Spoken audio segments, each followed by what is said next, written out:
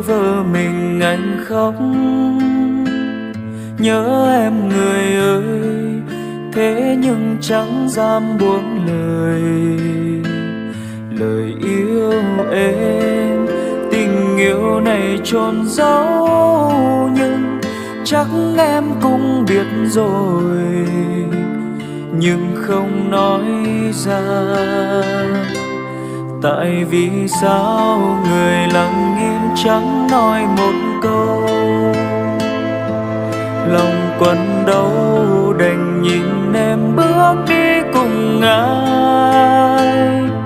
Rồi ngày mai anh sẽ sống sao khi chẳng có em bên cạnh anh.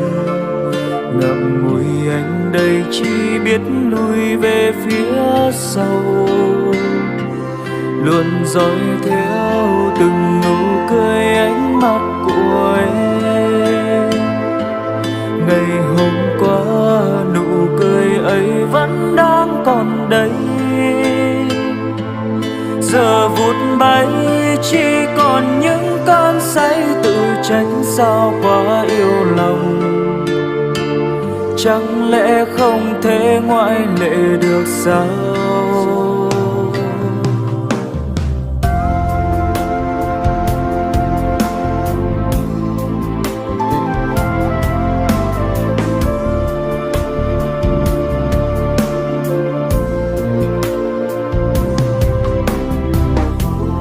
Lối đi này chẳng còn em nữa, giấc mơ ngày xưa khuất xa bóng ai mất rồi.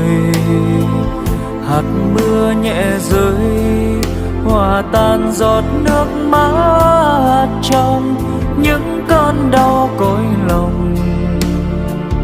Em có biết không, tại vì sao người lặng im chẳng nói một câu, lòng quặn đau đành nhìn em bước đi cùng ai. Rồi ngày mai anh sẽ sống sao khi chẳng có em bên cạnh anh. Ngậm ngùi anh đây chỉ biết lùi về phía sau, luôn dõi theo từng nụ cười ánh mắt của em. Ngày hôm qua nụ cười ấy vẫn đang còn đây,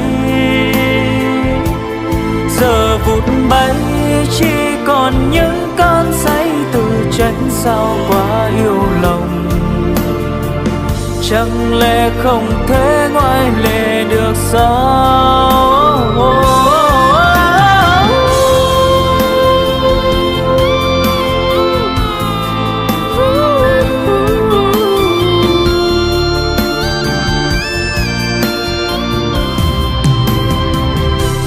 Tại vì sao người lặng im chẳng nói một câu,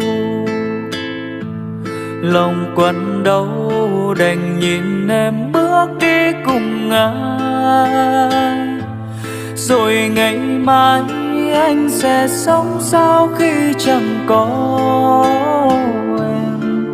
Ngậm ngùi anh đây chỉ biết lùi về phía sau, lặng nhìn em chờ che em những khi buồn vui. Rồi mình anh lại thầm khóc những đêm lạnh giá, tại vì anh dại khờ quá đến bây giờ đây xa nhau mất rồi. Chẳng lẽ không thể ngoại lệ được sao?